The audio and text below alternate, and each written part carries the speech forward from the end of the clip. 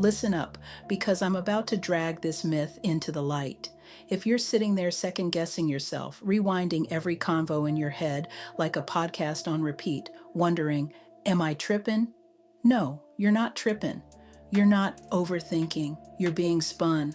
When somebody cheats, the first thing they protect isn't the relationship, it's their story. And the easiest way to protect their story is to make you doubt your own. That's called gaslighting, babe, and it's a whole playbook. It starts small. Suddenly your memory is off, your tone is too much, or their phone is just on silent. They shift the focus from their actions to your reaction. Then they sprinkle guilt on top. So you're apologizing for even noticing. This isn't love, it's narrative control. Real partners don't make you shrink to keep their secrets. They make space for your truth, even when it's uncomfortable. And let's be real, when cheating is in the mix, gaslighting isn't just about hiding where they were last night. It's about erasing your instincts, because if they can convince you your gut is broken, you'll stop checking the facts and start checking yourself. That's how they win. That's why you feel dizzy. That's why you're Googling at 3 a.m. Am I crazy? Instead of how do I leave?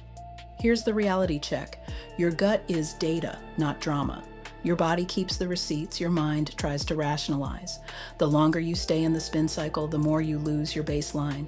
But the minute you say, I'm done explaining what I know, the fog clears. You start to see patterns, not excuses. You start to feel steady again, and you stop letting somebody else write your story with their lies. Healthy love feels calm, it feels safe, it doesn't require a constant cross-examination.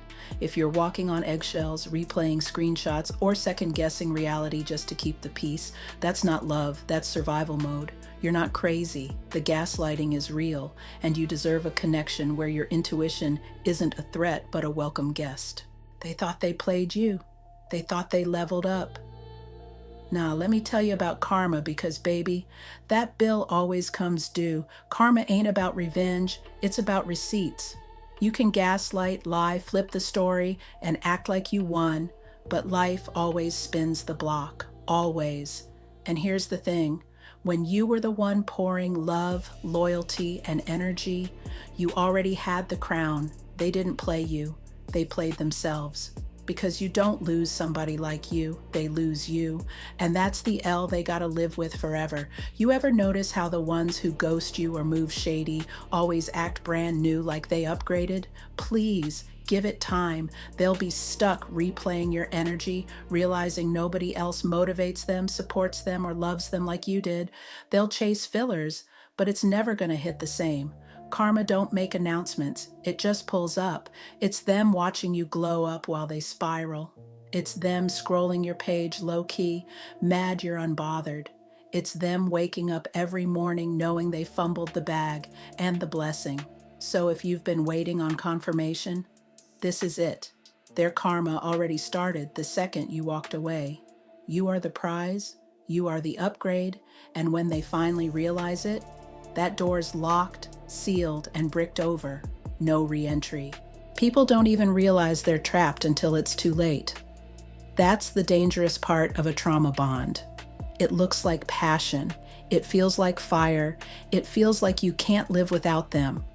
But what you're really hooked on is the cycle of pain and relief.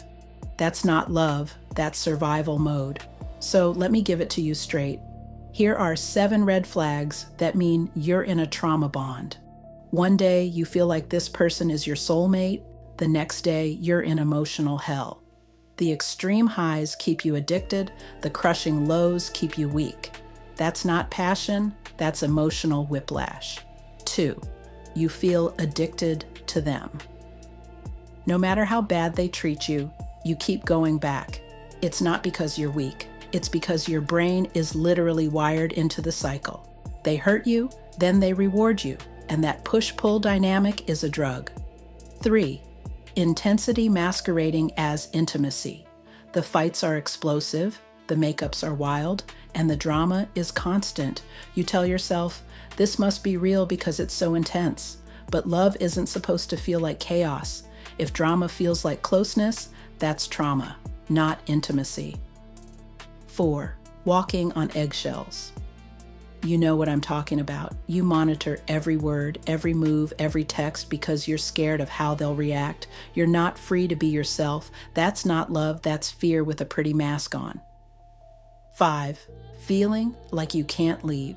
Even when you know deep down this isn't right, something in you feels trapped. You keep saying, after the next fight, I'll go, but every time they breadcrumb you, with apologies, gifts, or sweet words, you stay stuck. 6. Your self-worth disappears. Before them, you had energy, confidence, joy. Now, you question everything. You doubt yourself, your choices, even your sanity. A trauma bond eats at your value until you don't remember who you were before them. 7. They're good enough, just enough. Here's the most dangerous one. They're not terrible all the time. They give you just enough good to keep you hooked. A little love bombing here, a sweet gesture there. And that's what keeps you chained, holding on to potential instead of reality. And here's the truth no one likes to hear. This isn't love. It never was. Trauma bonds convince you pain is love, chaos is normal, and loyalty means destroying yourself. But love should heal you, not break you. Love should feel like peace, not war. So if you saw yourself in these red flags, don't ignore it. That heavy feeling in your chest right now, that's your soul telling you the truth.